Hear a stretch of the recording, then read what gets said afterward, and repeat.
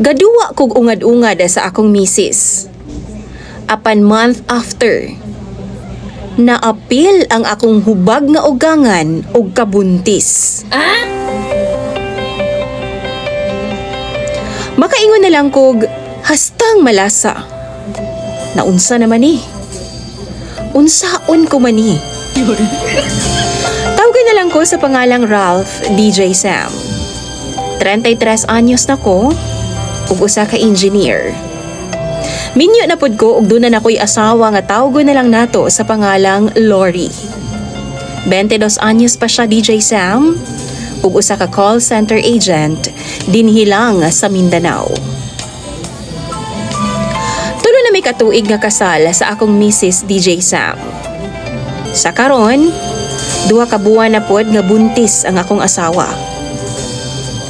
Kaipo na mo DJ Sam ang mama ni Lori, ang akong ugangan. Nagpangidaron pa siya 41 anyos. Single pa pud siya. Nabuntisan ang mama ni Lori o ang akong ugangan dihang nag-edad pa daw siya 18. Nadisgrasya ang gidrivean nga motor sa iyahang bana. In love daw kaayo si Mama Telma sa amahan ni Lori DJ Sam. Maunang wa na gyud siya nagminyo og nag-focus na lang siya sa iyang anak nga si Lori.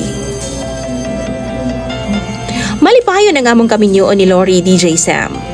Boto ang iyang inahan ako ug gitrato pod ko isip tinuod nga anak sa akong ugangan. Samtang gatrabaho mi ni Lori, siya ang nagaasikaso tanan sa mga gimbuhaton sa bahay.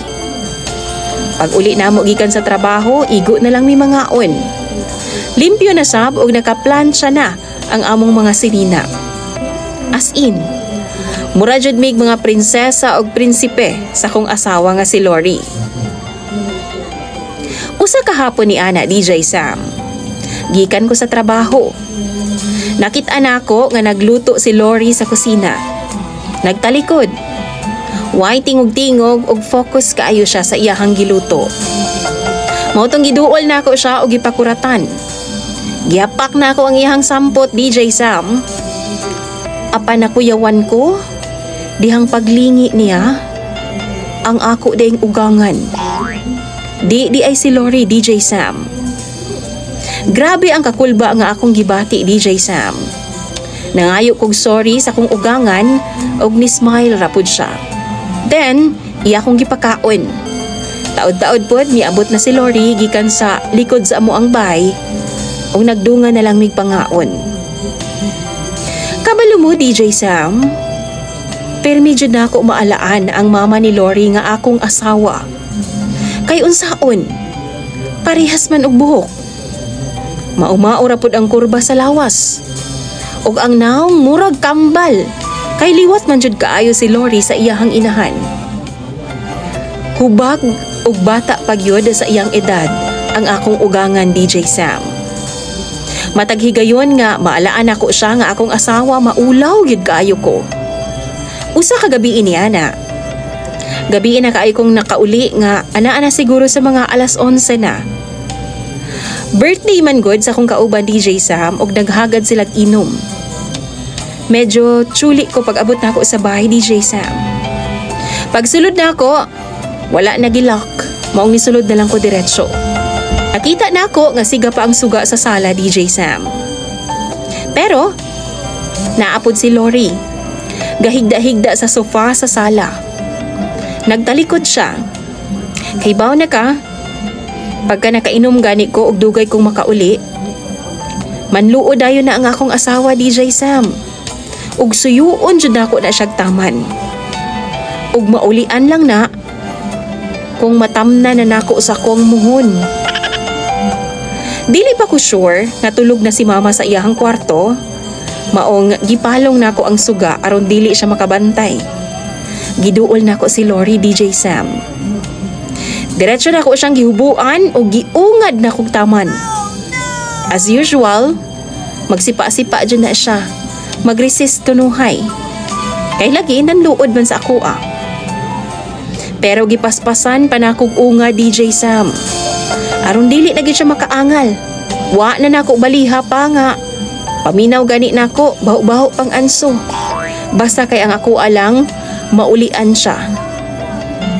Ug nahuyang ragyod kadugayan ang akong asawa DJ Sam. Ug ipasagdan na lang ko niya sa ako ang gibuhat sa iyaha. Human ako siya gibigyan, nakatug nako. Ug buntag na dihang nakamata ko DJ Sam.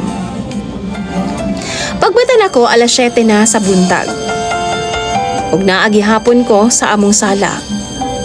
Nakamata ko sa kasaba sa tricycle nga niabot sa among tugkaran DJ Sam. Gilili na ako. Ug nakurat ko diyang nakita na ako nga minaog sa tricycle si Lori ug naka-ID pa. Gisugat na ako siya ug mihalok ko. Nalangay daw siya kay dugay daw kaayo ang jeep. Nihapit na lang po daw siya palit og sudan. Nangutana siya na ako DJ Sam kung namahaw na ba daw ko. Apanwa ko katubag kay ingon sa natulala ko. Nagyaw-yaw siya, kay wa daw ko mi-reply gabi Nag-chat daw siya nga mulahos na lang siya graveyard. Giuna-huna na ako DJ Sam. Kung graveyard siya, then kinsa man tong gikurambos na ako og giungad og taman gabi Si Mama? Pagkabalo na ako DJ Sam, mura kog mahilis. Unta, mahimo na lang kong hotdog sa ref sa kaulaw. Pero gibaliwala na lang nako ang tanan. Acting na lang nga wa ako masayod sa panghitabo kay hubog lagi ko. After 1 month, DJ Sam, gisurpresa ko ni Lori.